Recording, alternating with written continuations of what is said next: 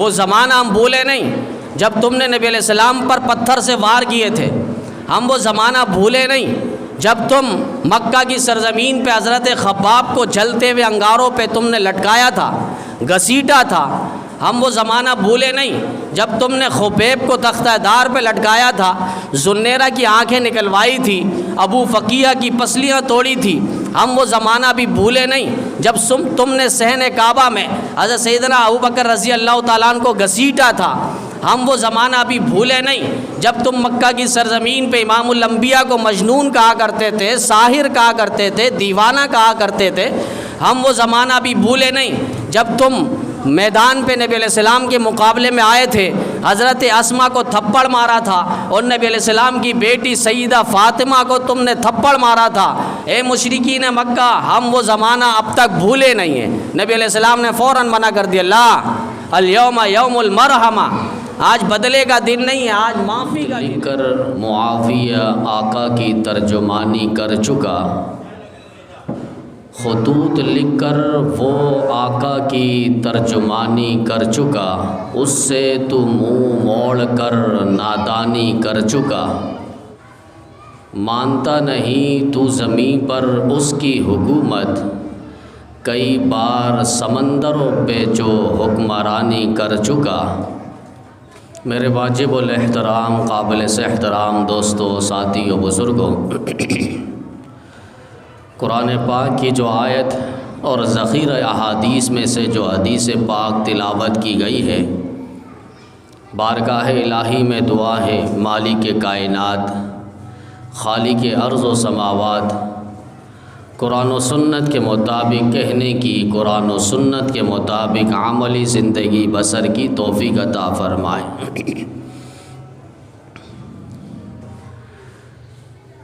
مہینہ اشہر حرم میں سے مقدس ترین، ذی شان اور ذی قدر مہینوں میں ایک مہینہ رجب المرجب کا مہینہ ہے،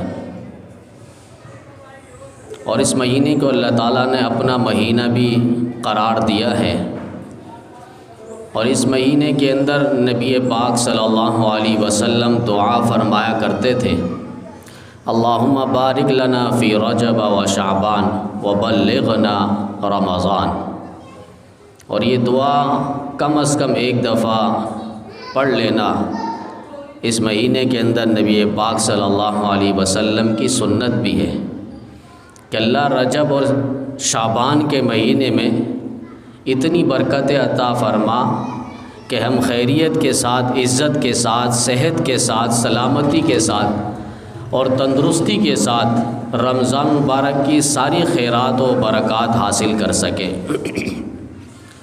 اس رجب المرجب میں جہاں دیگر بے شمار تواریخ کے اندر جو واقعات مذکور ہیں، ان واقعات میں ایک واقعہ حضرت سیدنا امیر معاویہ رضی اللہ تعالیٰ عنہ کی وفات بھی ہے، اور سیدنا امیر معاویہ رضی اللہ تعالیٰ عنہ یہ نبی پاک صلی اللہ علیہ وسلم کے صحابی رسول ہے، اور یہ بات بھی ذہن نشین رہے کہ پوری کائنات میں انبیاء کے بعد سب سے افضل ترین جماعت وہ حضرات صحابہ کرام رضوان اللہ تعالی علیہم اجمعین کی جماعت ہے، اور پھر ان میں وہ جو فتح مکہ سے پہلے ایمان لائے وہ افضل ترین لوگ ہیں، پھر ان میں بھی وہ جو صلح حدیبیہ کے مقام پہ موجود تھے وہ افضل ترین لوگ تھے بعد والوں سے، پھر ان میں بھی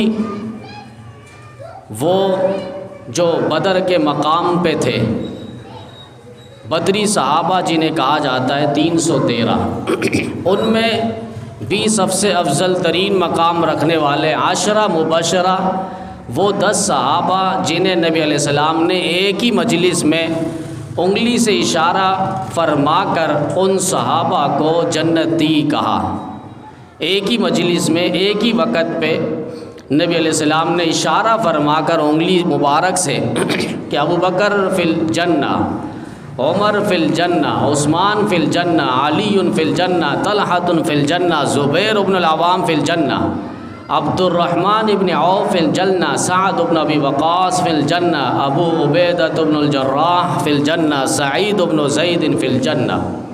یہ 10 صحابہ جنہیں عشرہ مبشرہ کہا جاتا ہے، یہ جنتی۔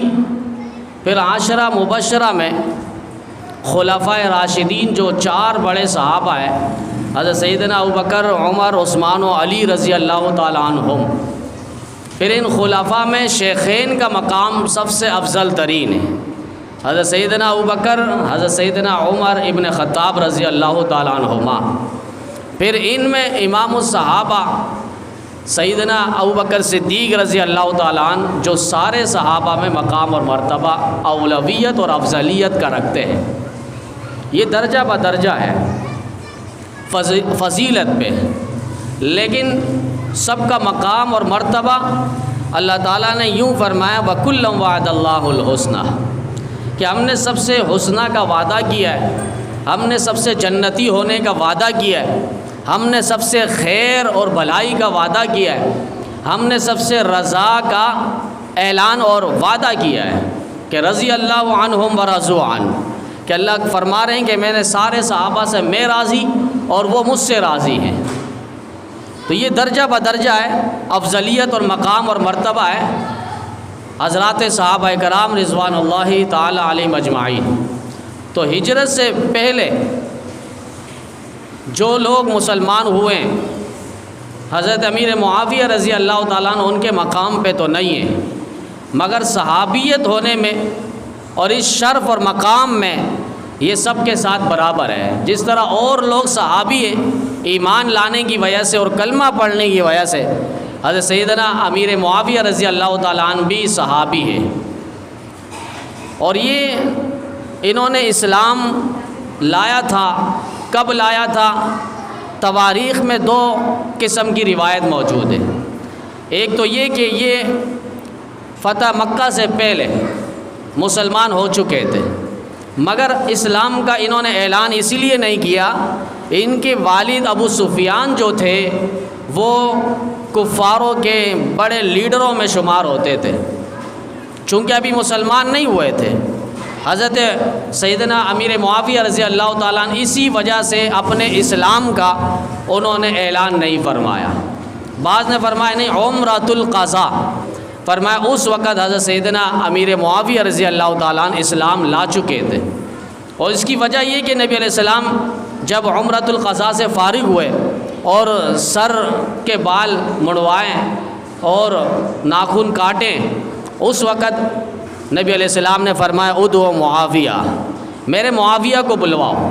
حضرت معاویہ رضی اللہ تعالیٰ نبی علیہ السلام کے بالوں کو تراشا، ناخن کاٹے اور اس کے بعد ان کو اپنے پاس سنبھال کے رکھ لیا۔ اور ایک موقع پہ حضرت امیر معاویہ رضی اللہ تعالیٰ نے وصیت کی تھی، اور وہ کرتا نبی علیہ السلام کا جو کسی صحابی کے پاس تھا، ان سے وہ کرتا اور لینے کے بعد وصیت کی کہ یہ کرتا بھی میرے جنازے پہ، میری میت پہ، میری لاش پہ اس کو کفن کے طور پہ لپیٹ دینا، اور میرے منہ پر نبی علیہ السلام کے بال مبارک اور ناخن مبارک کو رکھ دینا۔ اب آپ دیکھیں، ایک وقت وہ تھا جب نبی علیہ السلام ہجرت کے موقع پہ جا رہے تھے، اور حضرت علی رضی اللہ تعالیٰ عنہ کو اٹھایا اور کہا، نبی علیہ السلام نے فرمایا علی میں جا رہا ہوں اور میرے پاس مشرکین مکہ کی امانتیں ہیں، لہٰذا جب صبح ہو تو آپ ان کی امانتیں ان کو دے دینا، میں جا رہا ہوں۔ بتایا نہیں نبی علیہ السلام کہاں جا رہے ہیں، بس فلاں مقام پہ آپ آ کے مجھ سے ملنا۔ حضرت علی رضی اللہ تعالیٰ عنہ فرمانے لگے، میں نبی علیہ السلام کی چادر مبارک، جس چادر کا اللہ تعالیٰ نے قرآن کریم کے اندر ذکر فرمایا، یا ایھا المزمل کہیں فرمایا، اور یا ایھا المدثر اللہ تعالیٰ نے فرمایا، وہ چادر علی المرتضیٰ فرماتے کہ میں اوڑھ کے سو گیا، اور ساری زندگی مجھے کبھی اتنی میٹھی اور سکون والی نیند نہیں آئی جس دن مجھے نبی علیہ السلام کی چادر مبارک کے نیچے نیند آئی تھی۔ وہ چادر لے کر میٹھی نیند سو رہے ہیں، اور یہاں امیر معاویہ رضی اللہ تعالیٰ عنہ 1400 سال سے کرتا رسول پہن کر اوڑھ کر قبر کی آغوش میں میٹھی نیند سو رہے ہیں۔ میٹھی نیند امیر معاویہ رضی اللہ تعالیٰ عنہ نبی علیہ السلام کے سیکریٹری رہے ہیں، ساتھ ساتھ سفر ہو، حضر ہو، مسجد میں آنا ہو جانا ہو، خادم رسول کے نام سے جانے اور پہچانے جاتے تھے۔ مسجد نبوی آ رہے ہیں نبی علیہ السلام کے ساتھ ساتھ، جا رہے ہیں تو ساتھ ساتھ، راستے میں امیر معاویہ ساتھ ساتھ، وضو کروا رہے ہیں نبی علیہ السلام کو تو ساتھ ساتھ امیر معاویہ رضی اللہ تعالیٰ عنہ۔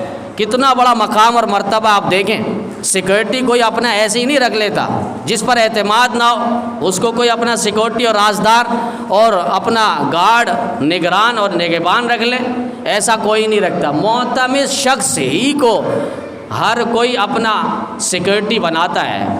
یہ امیر معاویہ رضی اللہ تعالیٰ نبی علیہ السلام کو وضو فرما رہے ہیں، پانی ڈال رہے ہیں، مسواک لا رہے ہیں، وہ نبی علیہ السلام کے رخسار مبارک کو دیکھ رہے ہیں، دانتوں کے چمک کو دیکھ رہے ہیں، آنکھوں کی روشنی کو دیکھ رہے ہیں، ہاتھوں اور کلائیوں کو دیکھ رہے ہیں، پاؤں مبارک کو دیکھ رہے ہیں۔ کتنے قریب سے آپ جب دیکھیں کوئی کسی کو وضو کروا رہا ہو، پھر نبی علیہ السلام ان کو دعائیں دیتے تھے، اللہم مکن لہ فی البلاد، اللہ تجھے روئے زمین کا حاکم بنائے، حکمران بنائے۔ یہ امیر معاویہ رضی اللہ تعالیٰ عنہ کو نبی علیہ السلام دعائیں دے رہے ہیں۔ آج ہمیں کوئی دعا دے دے، حاجی عبدالوہاب صاحب اگر کسی کو دعا دے دے، وہ پوری زندگی خوشی سے جھوم اٹھتا ہے، ہر شخص کو بتا رہا ہوتا ہے مجھے حاجی عبدالوہاب صاحب رحمہ اللہ نے فلاں موقع پہ دعائیں دی تھی۔ حضرت محبوب العلماء، استاذ العلماء، مجدد وقت حضرت پیر ذوالفقار احمد نقشبندی صاحب اگر کسی کو دعائیں دے دے وہ پھولے ہی نہیں سماتا۔ حضرت شیخی وسندی حضرت مولانا مفتی ظفر علی خان صاحب رحمہ اللہ کسی سے پیار سے بات کر لی، اس کو دعائیں دے دی تو وہ شخص کتنا خوش نصیب سمجھتا اپنے آپ کو۔ سوچیں امام الانبیاء صلی اللہ علیہ وسلم وضو فرما رہے ہیں اور معاویہ رضی اللہ تعالیٰ عنہ کو دعائیں دے رہے ہیں، اللہم مکن لہ فی البلاد۔ کبھی دعا دے رہے اللہم علمہ الکتاب والحساب وقیہ العذاب، اللہ تجھے علم کا، کتاب کا، قرآن پاک کا، حدیث کا، فقہ کا علم عطا کرے اور ریاضی دان کا تجھے ماہر بنائے، اللہ تجھے عذاب قبر سے محفوظ رکھے۔ یہ نبی علیہ السلام دعائیں دے رہے ہیں۔ کبھی نبی علیہ السلام فرما رہے ہیں اللہم املہ بالعلم، اللہ تیرے پیٹ کو علم سے بھر دے۔ عباس کہنے لگا پیٹ میں علم تو نہیں ہوتا، دماغ میں علم ہوتا ہے، تو پیٹ میں علم ہوتا ہے، نبی علیہ السلام خود فرما رہے ہیں۔ جیسے ایک موقع پہ حضرت فاطمہ رضی اللہ تعالیٰ عنہا سے نبی علیہ السلام نے پوچھا حضرت علی کا پیغام نکاح آیا ہے تو کیا میں ہاں کر لوں؟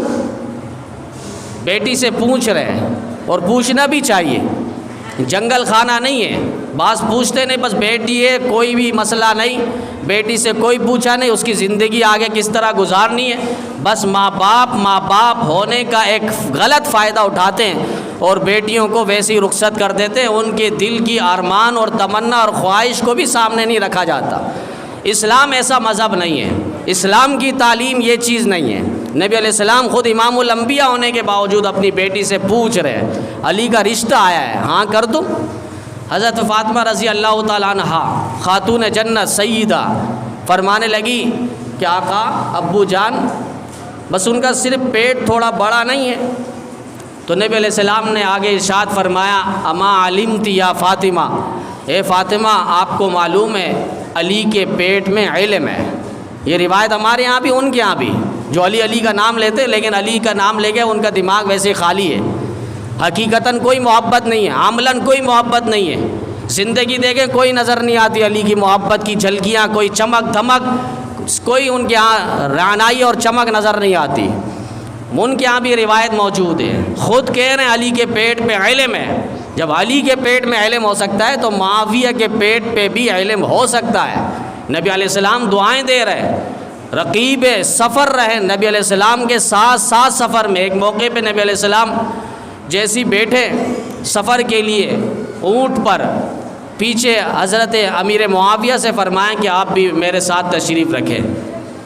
جو ہی وہ بیٹھے نبی علیہ السلام کے ساتھ تو معاویہ کا پیٹ نبی علیہ السلام کی پیٹھ کے ساتھ لگ رہا تھا۔ نبی علیہ السلام نے پوچھ لیا معاویہ آپ کے جسم کا کون سا حصہ میری پشت کے ساتھ لگ رہا ہے؟ تو حضرت معاویہ رضی اللہ تعالیٰ عنہ فرمانے لگے آقا میرا پیٹ آپ کی پشت کے ساتھ لگ رہا ہے۔ تو نبی علیہ السلام نے اس موقع پہ دعا دی اللہ آپ کے پیٹ کو علم سے بھر دے، حلم سے بھر دے، سمجھداری سے بھر دے۔ چاق و چوبند انسان تھے، ہوشیار انسان تھے، زیرک انسان تھے، ذہین اور فطین انسان تھے، اور جنگجو انسان تھے حضرت معاویہ رضی اللہ تعالیٰ عنہ، صحابی رسول، خادم رسول، قاری رسول اور غلام رسول حضرت امیر معاویہ رضی اللہ تعالیٰ عنہ۔ دعائیں لیے، عمرۃ القضاء کے موقع پہ انہوں نے اپنے اسلام کا اظہار کیا ہے۔ یہ بھی مسلمان صحابی، اور ان کے والد ابو سفیان وہ بھی بعد میں مسلمان ہو گئے تھے۔ جب انہوں نے دیکھا نبی علیہ السلام فاتح بن کر بیت اللہ کے اندر شاہانہ انداز میں داخل ہو رہے ہیں، اور پہاڑ کی گھاٹی پہ کھڑے ہو کے وہ نبی علیہ السلام کے آنے کو اور صحابہ کی جرمٹ کو دیکھ رہے تھے، اور ساتھ ان کے حضرت عباس رضی اللہ تعالیٰ نبی علیہ السلام کے چچا وہ بھی کھڑے تھے، اور کہا کہ تمہارا بھتیجا آج دیکھو کیسے شاہانہ انداز میں بیت اللہ کے اندر فاتح بن کر داخل ہو رہا ہے۔ کہا ہم نے تو کہا تھا یہ داخل ہوگا ایک وقت، تم ایمان لے کر آ جاؤ۔ کہا اگر ایمان لے کر آؤں تو مجھے معافی ملے گی۔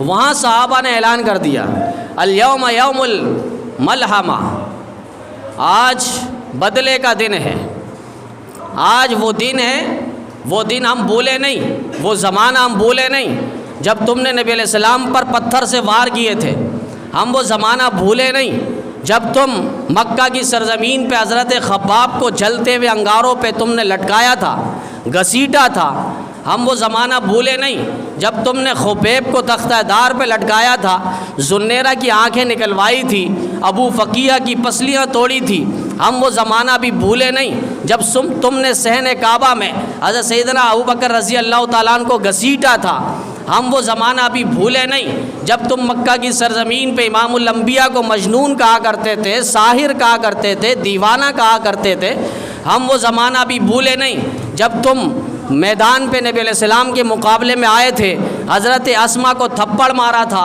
اور نبی علیہ السلام کی بیٹی سیدہ فاطمہ کو تم نے تھپڑ مارا تھا۔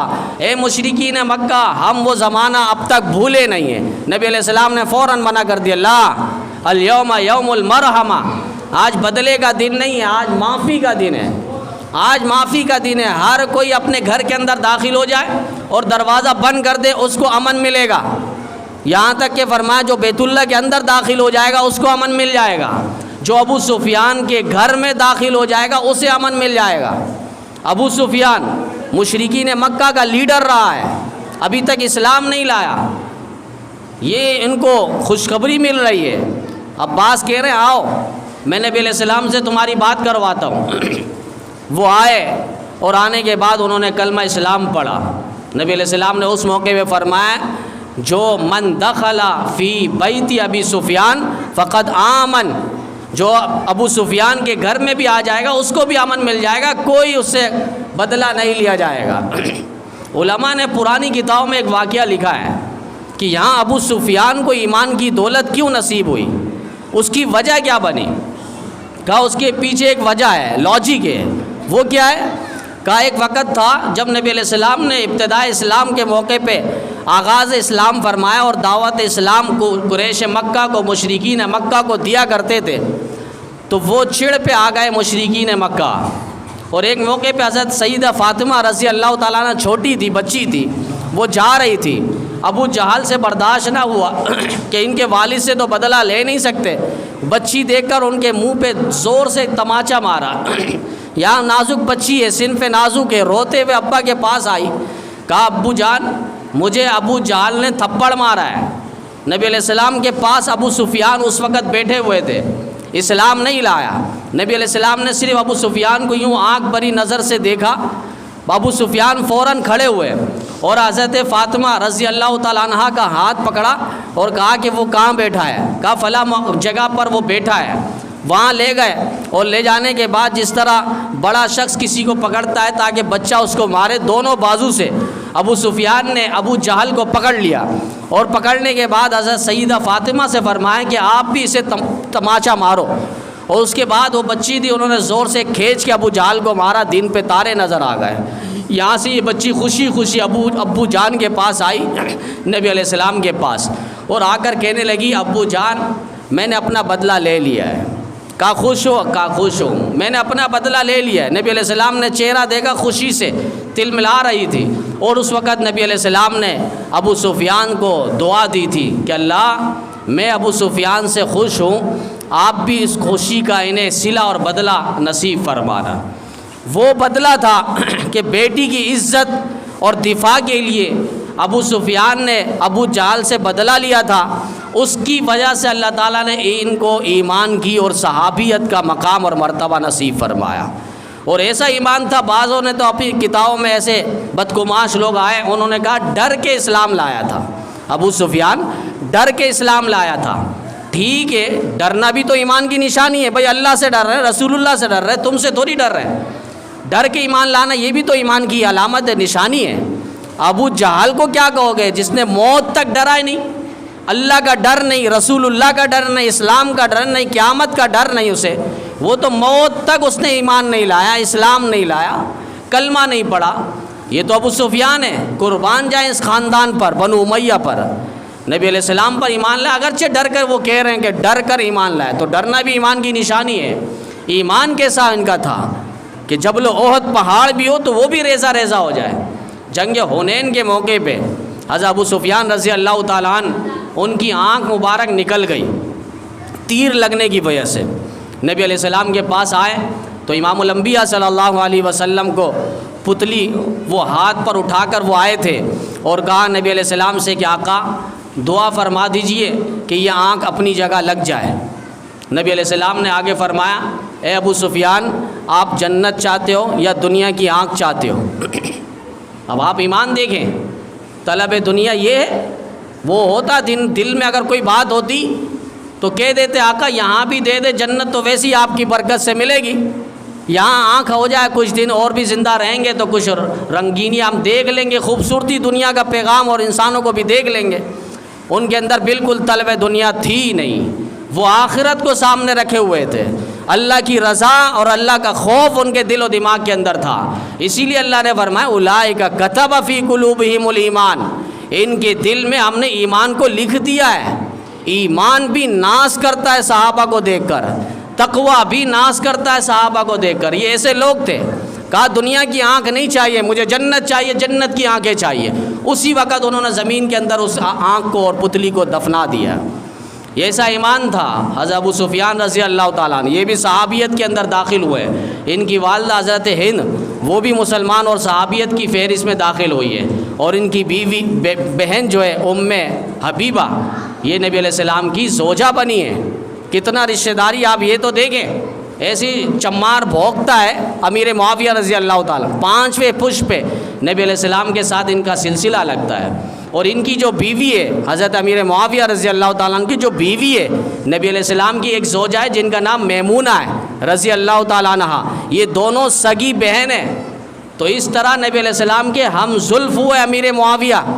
پھر دوسری طرف آپ آئیے، حضرت عباس رضی اللہ تعالیٰ عنہ کی جو بیوی ہے، حضرت حمزہ جو نبی علیہ السلام کے چچا ہے ان کی جو بیوی ہے، حضرت جعفر طیار رضی اللہ تعالیٰ عنہ جو نبی علیہ السلام کے کزن ہیں، چچا زاد بھائی ہے۔ ان تینوں کی بیوی ایک ہی بہن ہے، تینوں بہنیں، اور یہ تینوں بہنیں حضرت امیر معاویہ رضی اللہ تعالیٰ عنہ کی بیوی کی بہنیں ہیں، یعنی 4 بہنیں۔ تو یہ آپس میں بھی ہم زلف ہوئے ہیں، اتنا قربت ہے اور اتنی رشتہ داری ہے خاندان نبوت آل رسول کے ساتھ، سیدات کے ساتھ۔ حضرت امیر معاویہ رضی اللہ تعالیٰ عنہ کی بہن ہے ام حبیبہ، نام ان کا رملہ ہے رضی اللہ تعالیٰ عنہ، نبی علیہ السلام کے نکاح میں آئی۔ ابو سفیان چونکہ رضی اللہ تعالیٰ نبی علیہ السلام کے پاس مدینہ منورہ آتے تھے، ابھی اسلام نہیں لایا تھا، تو یہ مدینہ منورہ میں اپنی بیٹی کے گھر آئے تھے۔ جیسی گھر پہ داخل ہوئے ام حبیبہ رضی اللہ تعالیٰ عنہ فوراً بستر سے انہوں نے ایک چادر ہٹا دی اور دوسری چادر بچھا دی۔ ابو سفیان اس پہ بیٹھ گئے اور بیٹھنے کے بعد کہا بیٹی مجھے بات سمجھ نہیں آئی کہ آپ نے چادر ہٹائی، میں سمجھا کوئی اچھی چادر اور کوئی خوبصورت چادر آپ بچھاؤ گی، لیکن آپ نے کوئی اچھی چادر نہیں، وہ اچھی تھی لیکن یہ آپ نے چادر بچھائی، وہ نکالی کیوں، یہ بچھائی کیوں؟ تو ام حبیبہ رضی اللہ تعالیٰ عنہ کو کہا کہ آپ بے ادب کب سے بن گئی؟ انہوں نے کہا کہ بے ادب نہیں، نبی علیہ السلام کی تعلیم ہے، نبی علیہ السلام کی محبت ہمیں یہی بتاتی ہے، نبی علیہ السلام سے عشق کا جنون اس قدر ہمیں ہے کہ مشرکین کا سردار ہو اور کافر باپ ہو، وہ بستر پر بیٹھے جس پر نبی علیہ السلام اپنا وجود پاک رکھے، اپنا جسم مبارک رکھے، وہ کپڑا جس کے بارے میں اللہ نے قرآن میں کہا وَثِيَابَكَ فَطَهِّرْ، کہ اے پیغمبر آپ کا کپڑا بھی پاک ہے، ان پاک کپڑوں کے ساتھ میں آپ کا ناپاک وجود اور کپڑا برداشت نہیں کرتی۔ ایسا ایمان تھا ان کا اور ایسی محبت تھی نبی علیہ السلام کے ساتھ، اپنا باپ کیوں نہ ہو لیکن کافر ہے، مشرک ہے، اس کا احترام اپنی جگہ، لیکن احترام پیغمبر وہ اعلیٰ اور عرفہ ہوا کرتا ہے۔ تو یہ حضرت ام حبیبہ رضی اللہ تعالیٰ عنہ نبی علیہ السلام کی زوجہ محترمہ ہے اور حضرت امیر معاویہ رضی اللہ تعالیٰ عنہ کی بہن ہے، اور امیر معاویہ رضی اللہ تعالیٰ عنہ کو نبی علیہ السلام نے اتنی دعائیں دی 20 سے زائد احادیث اور روایات موجود ہے جس میں امیر معاویہ رضی اللہ تعالیٰ عنہ کو موقع پہ نبی علیہ السلام نے دعائیں دی ہیں۔ کاتب وحی خطوط کو لکھنے والے ہیں، یہاں تک کہ قرآن پاک بھی نبی علیہ السلام امیر معاویہ کو بلا کر لکھوایا کرتے تھے۔ اب آپ کے پاس کوئی پیغام آ جائے، کوئی میسیج آ جائے، آپ ہر ایک کو تو نہیں پڑھاؤ گے، کسی خاص بندے کی طرف سے، کسی محبوب کی طرف سے کوئی میسیج آ گیا، آپ اپنے خاص بندے کو ہی کہو گے کہ میرا یہ میسیج ہے ذرا پڑھ کے سنانا، یا آپ نے یہ پیغام آگے لکھ کر فارورڈ کرنا، تو آپ اپنے خاص بندے کو، ہر ایرا گیرا نتا خیرا کو آپ نہیں بتاؤ گے۔ تو نبی اپنے ساتھ جو سیکریٹری رکھ رہے ہیں وہ امیر معاویہ رضی اللہ تعالیٰ عنہ پر پورا اعتماد فرمایا تھا، اور یہاں تک نبی علیہ السلام نے فرمایا صاحب سر معاویہ، معاویہ میرا رازدار ہے، معاویہ میرا رازدار ہے۔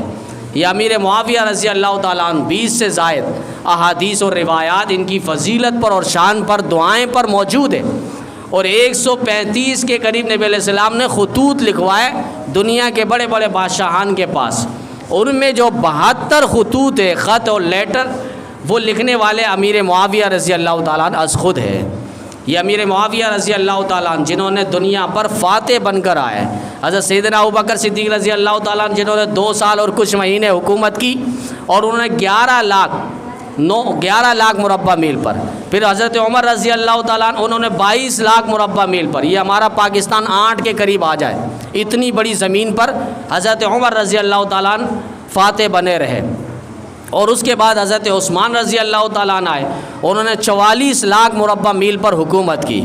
پھر اس کے بعد حضرت علی المرتضیٰ رضی اللہ تعالیٰ عنہ حکومت پر آئے، اور ان کے دور میں چونکہ آپس میں کچھ اختلافات چل رہے تھے اور کچھ بیرونی سازشیں تھیں، صبائی اور بلوائی، وہ آئے ہوئے تھے، اور وہ حضرت علی مرتضیٰ رضی اللہ تعالیٰ عنہ کو کام کرنے نہیں دے رہے تھے، رکاوٹ ڈال رہے تھے۔ پھر اس کے بعد حضرت امیر معاویہ رضی اللہ تعالیٰ عنہ آئے، اور انہوں نے 64,65,000 مربع میل پر 19 سال تک حکومت کی ہے، اور یہ ایسا معتمد انسان ہے۔ اب ابوبکر صدیق نے اپنے دور حکومت میں ان کو شام کا گورنر بنا کر رکھا، پھر حضرت عمر آئے، وہ تو ایک ایک چیز جانچ پڑتال کیا کرتے تھے، انہوں نے 10 سال تک امیر معاویہ کو ملک شام کا گورنر بنا کر رکھا۔ پھر حضرت عثمان آئے، انہوں نے 12 سال تک ملک شام کا ان کو گورنر بنا کر رکھا۔ پھر حضرت علی رضی اللہ تعالیٰ عنہ کے دور میں بھی 5 سال تک یہ گورنر رہے، یعنی چاروں خلفاء نے اتنا اعتماد کیا امیر معاویہ رضی اللہ تعالیٰ۔ پھر پیچھے نبی علیہ السلام کی دعائیں رہی، اللہم مکن لہ فی البلاد، اللہ روئے زمین کا حاکم بنانا۔ 19 سال پر وہ حکومت کی ہے پوری دنیا پہ، آپ جغرافیائی نقشہ اٹھائیے، 120 لاکھ کے قریب مربع میل ہے، ان میں 64,65,000 مربع میل پر حکومت کرنے والے امیر معاویہ رضی اللہ عنہ۔ 7.5 لاکھ زمینیں ایسی تھی جو بنجر زمینیں تھیں، ان کو سرسب و شاداب کرنے والے، ان بنجر زمینوں کو خیر سگالیوں سے اور فصلوں سے آباد کرنے والے حضرت امیر معاویہ رضی اللہ تعالیٰ۔ سب سے بڑا شہر تھا اس وقت کیساریہ، اس کو فتح کرنے والے امیر معاویہ رضی اللہ تعالیٰ۔ اتنا بڑا شہر تھا، آپ اس بات سے اندازہ لگائیں 300 بازاریں اس شہر کے اندر لگا کرتی تھی، 300 بازار۔ آج ہمارے شہر کے اندر کتنا بازار لگتا ہوگا، وہاں 300 بازار، اس کے بیچ میں سب سے بڑی جامع مسجد بنائی امیر معاویہ رضی اللہ تعالیٰ۔ ایسی حکومت رہی ہے انسانی عقل حیران رہ جائے۔ ایک شہر کے اندر، پورے ملک کے اندر امیر معاویہ نے اعلان کروایا کل کی رات کوئی بھی اپنی دکان بند نہ کرے، کھلا چھوڑ کر وہ چلا جائے گھر پر۔ میں آج دیکھنا چاہتا ہوں میری حکومت کے اندر کتنا انصاف نظر آ رہا ہے، کتنا انصاف ہے، میں ذرا دیکھنا چاہتا ہوں۔ لوگوں اسی انصاف کی بات اور اسی نظام کی بات ہم کہنا چاہتے ہیں، اسی نظام کی بات۔ 70 سال ہمارے اس ملک کو حاصل کیے ہوئے ہو گئے، اب آپ بتائیں 70 دن ہم سکون سے گزار چکے۔ وہاں حکومت کر رہا امیر معاویہ، پورے ملک کے اندر آرڈیننس جاری کر دیا، قانون جاری کر دیا، رات کو کوئی ریڑھی والا بھی ریڑھی گھر لے کر نہ جائے، دکان والا شٹر ڈاؤن نہ کرے، ایسی چھوڑ کے چلا جائے۔ سونار ہے وہ اپنی دکانیں ویسی چھوڑ دے۔ آج پوری رات کوئی پولیس، کوئی نگران، کوئی نگہبان نظر نہ آئے۔ امیر معاویہ رضی اللہ تعالیٰ عنہ فجر کے بعد بیٹھ گئے اور لوگوں سے پوچھنے لگے کوئی ہے جس کی دکان سے کوئی چونی کی چیز بھی چوری ہوئی ہو، وہ آ کر بتائے۔ پورے شہر کے اندر کوئی ایسی دکان نہیں تھی جو آ کر یہ شکایت پیش کرتا۔ امیر معاویہ رضی اللہ تعالیٰ نے ہاتھ اٹھا کر دعا کی، اللہ خوش قسمتی ہے میرے لیے کہ میرے شہر کے اندر، میرے ملک کے اندر کوئی ایسی ناانصافیاں نظر نہیں آتی۔ انصاف ہے تبھی تو یہ عالم ہے کہ پوری دکانیں کھلی۔ آج تو دکان کیا، وہ بیچارہ نکل رہا ہوتا ہے بینک سے پیسے لے کر، وہ بینک والا پہلے ہی میسج کر دیتا ہے، یا اپنے ساتھ اندر ایسے بندوں کو بٹھایا ہوا ہوتا ہے، وہ چہرہ نوٹ کر رہا ہوتا ہے، یہ 10 لاکھ لے کر جا رہا ہے، اس کے پاس پہلے میسج آ جاتا ہے کہ یہ جانے والے جو جا رہے ہیں فیملی، ان کے پاس اتنے پیسے ہیں۔ اب وہ پیچھا کر رہا ہوتا پورا راستہ، گھر آنے سے پہلے ہی اس کو لوٹ لیا جاتا ہے۔ یہ ہمارے ملک کے حالات ہیں۔ 70 سال ہو گئے ہم خود، ان اللہ لا یغیر ما بقوم حتی یغیروا ما بانفسہم، اللہ قرآن میں کہہ رہا ہے جب تک تم اپنے آپ کو نہیں بدلو گے اللہ تمہیں کبھی نہیں بدلے گا، اللہ تمہیں کبھی نہیں بدلے گا۔ تو ہمیں اپنے آپ کو بدلنا ہے۔ ہم کیسے کیسے چہرے کرسی پر بٹھا دیتے ہیں لنگ دڑنگ فقیروں کو، جنہیں اس ملک سے کوئی محبت نہیں، عوام سے کوئی محبت نہیں۔ اب آپ دیکھیں یہ 10 اور 15 سال، زیادہ دور نہیں جاتے، 70 سالہ تاریخ نہیں دیکھتے، 10 اور 15 سالہ تاریخ آپ اٹھا لیں۔ ہر شخص یہاں بیٹھنے والا جانتا ہے کہ ہمارے اوپر جو سوار رہے ہیں اس وقت تک اس نے ہمارے ساتھ کیا کیا ہے، ہمیں کیا دیا ہے۔ گیس کسی کے پاس نہیں، پانی صحیح کسی کے پاس نہیں، بجلی کی فراوانی اور صحیح کسی کے پاس نہیں، پوری آبادیوں کو مسمار کر دیا گیا۔ ہم پھر ایسے لوگوں کو ہی پٹا ڈال کے گلے پہ لا کر بٹھا دیتے اور کہتے کہ تم ہی ہماری رکھوالے ہو، تم ہی ہمیں صحیح راستہ دکھاؤ گے۔ کوشش کریں جن کے دل میں اسلام کا درد ہے، جن کے دل میں رسول اللہ کا درد ہے، جن کو صحابہ کرام کی زندگی کا پتہ ہے، جنہوں نے ایسی حکومت کی ہے کہ انسان تو انسان، حیوانوں میں بھی انصاف پایا جاتا تھا، ایسے نظام والوں کے ساتھ کوشش کریں، تعاون کریں۔ ابھی تو یہ بھی کہہ نہیں سکتے الیکشن ہوتا ہے یا سلیکشن ہوتا ہے، ہمیں یہ پتہ ہی نہیں۔ پہلے ایک دور سمجھ میں آتا تھا الیکشن ہوا کرتا ہے، ووٹ دیں گے تو امید ہے کہ کوئی اچھا انسان ہی بیٹھے گا۔ اب تو الیکشن نہیں، وہ سلیکشن ہو رہا ہے، پہلے سے ہی ہو جاتا ہے سلیکشن۔ ایسے ایسے بدماش اور بدقماشوں کو، مردودوں کو اور بدنصیبوں کو ہمارے اوپر مسلط کرنا ہوتا ہے، وہ پہلے سے سلیکٹ ہوا ہوتا ہے۔ جسے نبی علیہ السلام کا مبارک نام تک نہیں آتا، اسلام کا نام تک نہیں آتا، ریاست مدینہ کا نام صحیح نہیں آتا، اصحاب رسول کا نام دکھلاوے کے طور پہ لیا جاتا ہے، جسے اسلام کے شاعر کا پتہ نہیں ہے، ایسے لوگوں کو جس کے دل میں اللہ کا خوف نہیں ہے، یقین جانے اس کے دل میں مخلوق کا ڈر اور خوف کبھی نہیں ہوگا۔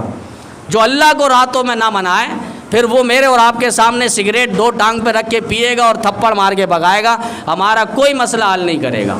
تو کوشش یہ، ووٹ جو ہے امانت ہے، آپ کی امانت صحیح جگہ پر لگے گی تو اگر وہ کوئی اچھا کام بھی کرے گا آپ کو ثواب ملتا رہے گا۔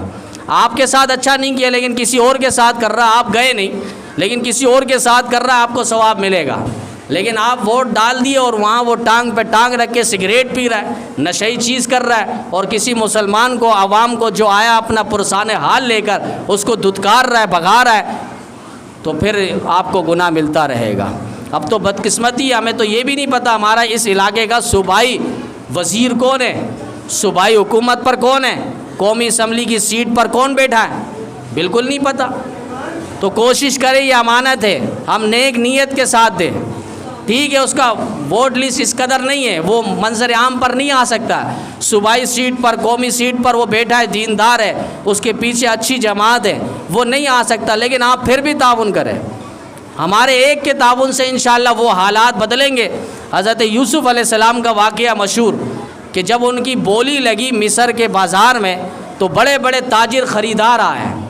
ایک بوڑھی اماں کو بھی کسی نے دیکھا روئی کی گٹری لے کر آ رہی ہے تو کسی نے پوچھ لیا اماں آپ کیا کرنے آئی ہو؟ کہا میں بھی یوسف کو خریدنے میں آئی ہوں. کہا یہاں تو بڑے بڑے تاجر آئے ہیں، سونار آئے، بیوپاری آئے، آپ کیا کرنے آئے اور آپ یہ گٹری میں کیا لے کر آئی ہو؟ تو اماں نے کہا اس میں روئی ہے. کہا روئی سے کیا آپ یوسف کو خریدیں گے؟ یہاں تو بڑے بڑے سونار آئے، بڑے بڑے تاجر، دولت مند ثروت مند آئے ہیں. کہا کہ بیٹا مجھے بھی پتہ ہے میں یوسف کو خرید نہیں سکتی، لیکن یہ تو تاریخ پہ بات لکھی جائے گی نا کہ یوسف کے خریدار میں ایک بوڑھی ماں بھی آئی تھی، شامل تھی. تو ہم کم از کم اپنا اس لائن کو تو جوڑیں، نیک نیت کے ساتھ، نیک نیت اسلام کے لیے وہ آواز اٹھائے گا، نبی علیہ السلام کی ختم نبوت کی بات کرے گا، نظام مصطفیٰ کی بات کرے گا، بطرز خلافت راشدہ کی بات کرے گا. ٹھیک ہے اس کی زمرے میں یہ سارے کام ہوں گے، گیس کا مسئلہ حل ہوگا، بجلی کا مسئلہ حل ہوگا، پانی کا مسئلہ حل ہوگا. جیسے ایک بادشاہ نے اعلان کیا تھا کہ جس کو بھی جو کچھ لینا ہے میرے قومی خزانے سے اٹھا کر لے کر جاؤ. اب بڑے بڑے لوگ آ رہے ہیں، کوئی بادشاہ کی چپل اٹھا رہا ہے، کوئی پوشاک اٹھا رہا ہے، کوئی بادشاہ کے تاج اٹھا رہا ہے، ہر کوئی گھڑی وڑی انگوٹھی وغیرہ لے کر جا رہا ہے. ایک شخص پاس کھڑا تھا وہ کچھ نہیں لے رہا. بادشاہ نے اس کو غور کے دیکھا اور کہا کہ تم کچھ نہیں لیتے؟ کہا کہ نہیں مجھے آپ چاہیے. بادشاہ نے کہا مجھے چاہیے؟ کہا جی آپ مل گئے تو مجھے سب کچھ مل گیا. ہمیں اللہ چاہیے، ہمیں اسلام چاہیے، ہمیں رسول اللہ چاہیے. اس کا درد اور اس کا غم جس کے سینے کے اندر ہے، یقین جانے وہ راتوں کو اٹھ کر آپ کی گلیوں میں آئے گا، آپ کی پریشانیوں کو خود پوچھے گا. تو یہ کوئی میں نشاندہی نہیں کرتا آپ کس کو دے ووٹ کس کو نہ دے. ہم ملک کے خیر خواہوں کو آگے لائے. ہمارے اس علاقے کے اندر جو آپ کے سامنے اٹھنے بیٹھنے والے جسے آپ پہچانتے ہیں ایک صدیوں سے، ان کو لانے کی کوشش ہو تاکہ وہ ہمارے درد کو، غم کو، تکلیف کو، پریشانی کو سمجھتا ہے، اسی حوالے سے وہ پریشانی کو حل کرنے کی بھی کوشش کرے گا. تو اللہ تعالیٰ کی بارگاہ میں دعا ہے کہ اللہ تعالیٰ ہمیں ایسے حکمران امیر معاویہ رضی اللہ تعالیٰ عنہ، خلفائے راشدین عاشرہ مبشرہ، جنہوں نے ایسی حکومت کی کہ انسان تو انسان حیوانوں پر بھی انصاف رہا ہے، اللہ ہمارے ملک کی آپ یاری فرمائیں اور سارے نظر بد سے اللہ حفاظت فرمائیں، اور الیکشن ہر اعتبار سے پرامن طریقے سے ہونے کی، اور حق والوں کو، اسلام والوں کو، جن کے دل میں عوام کی بھی محبت، پاکستان کی بھی محبت ہو، اللہ ایسے لوگوں کو حکمران اور اقتدار اللہ نصیب فرمائے.